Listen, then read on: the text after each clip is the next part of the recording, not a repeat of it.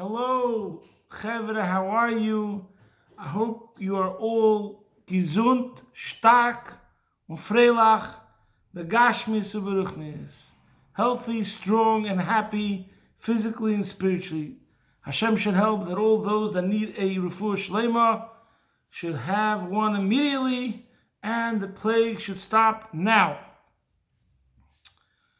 We'll start with the pasuk of the Rebbe's kapitel and continue on the theme that we spoke about yesterday. We're in Pesach, Zman Cheruseinu. The pasuk is L'chol tichla reisi keitz Rexava mitzvoscha me'oid. It's a very profound verse. I have seen an end to every finite thing, but your commandments are infinitely vast.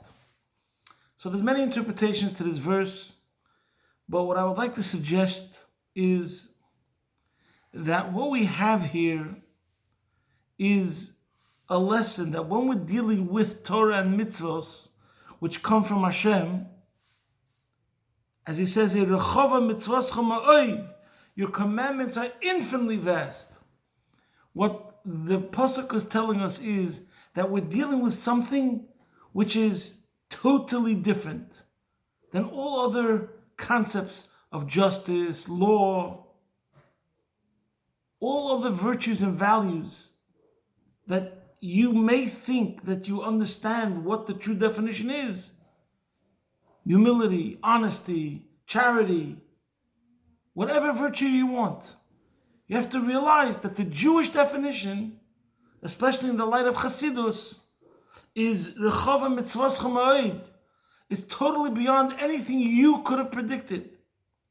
Why? Because any definition that's a human definition is a limited definition coming from a limited mind. But the definition, the true nature of what mitzvosecha are, what Hashem's commandments are, being that they come from Hashem, so just as Hashem is infinite, the commandments are infinite, and therefore their meaning and the definition is altogether different. To take an example, which I think is a very good example and apt to the days that we're in, is the concept of freedom. So, if you ask somebody, what does it mean to be free? They'll say there's freedom of speech. You should be able to say whatever you want. There's freedom of movement. Like right now, we don't have freedom of movement. In a certain sense, we're isolated. So freedom means you're unencumbered by responsibilities, by duties.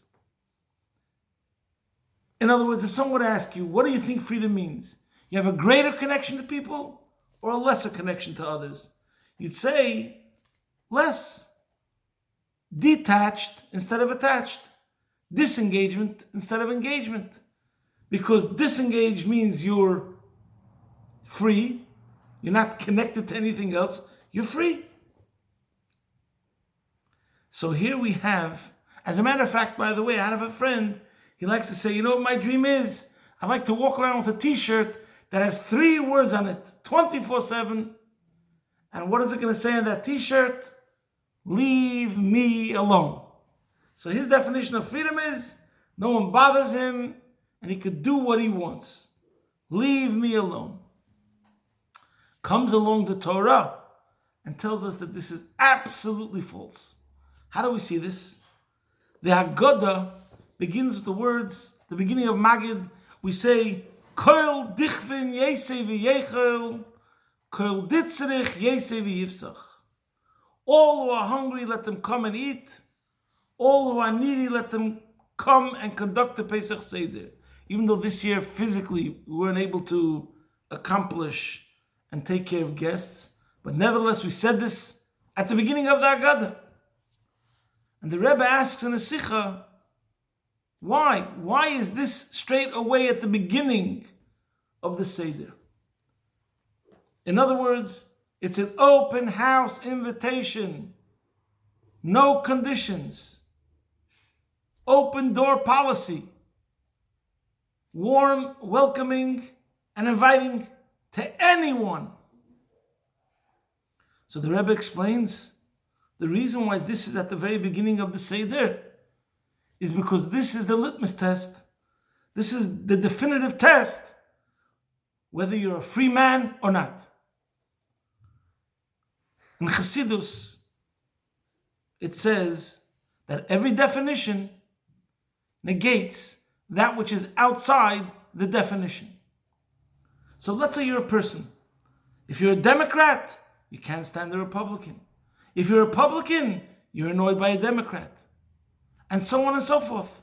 In other words, every person is defined a certain way by his opinions, by his temperament, by his disposition. And therefore something which is opposite that automatically means confrontational, disagreeable, etc. Comes along the night of the Seder, and we say, what's the measure of a free man? The measure of a free man is if you're ready to sit down with him at your table and invite him into your home, no problem. If you cannot, you're not a free man. Why? You're stuck in your previous definition. You're stuck in your previous nature. You're stuck in yourself. Now, of course, we're not talking about somebody who's wishy-washy, middle of the road, has no opinions. No. You could have an opinion. You could have a strong opinion. But nevertheless, you learn the art of agreeing to disagree. And even if you have a different opinion, that doesn't mean you can't be friends. And you could still invite him into your home and sit at the same table and have a good time. And that's the measure of the free man. So we see that we had a previous definition that freedom meant freedom of speech, freedom of movement, disengagement, detaching. And here we see just the opposite. What's the sign of a free man? How well you get along with everyone else. Are you able to go out of your nature and your preconceived notions and your agendas and your opinions and join with others or not? That is a sign that you're a free man. There's a story of a chassid who I think brings out this point. There was a chassid who lived in Melbourne most of his life. His name was Reb Chaim Serebrianski. He was an amazing, wonderful man who served Hashem with all his heart.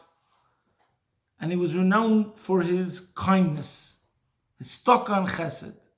So he owned a food distribution company.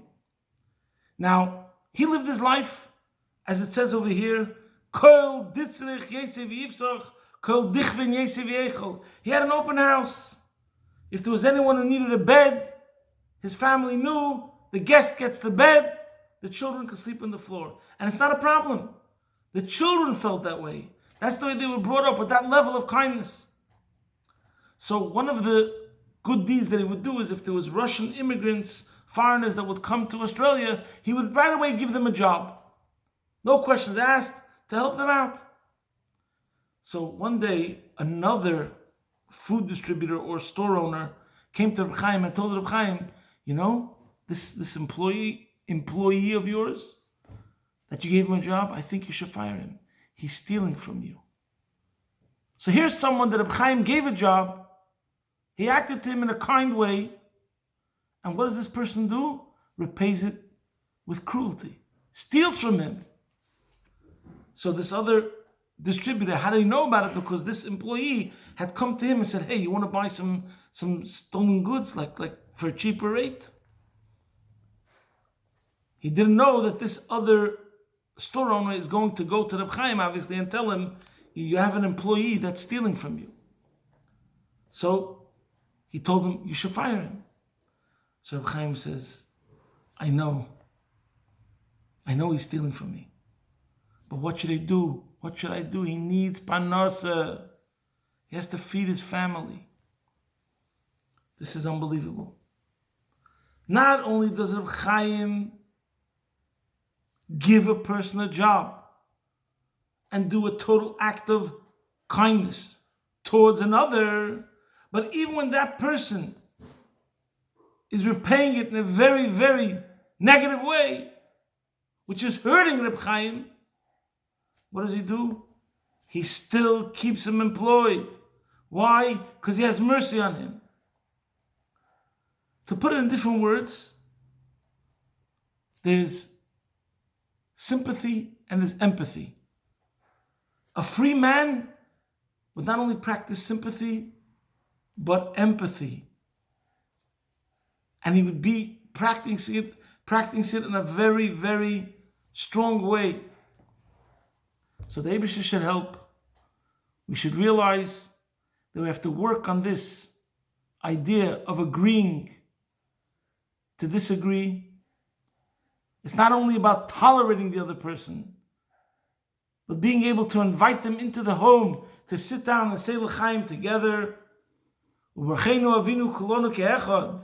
Through the achdus of all of Klal Yisrael, we will nullify all negativity, and Mashiach will come now. Reporting from my home, Be'ez Hashem Yisbarach, your man in Melbourne.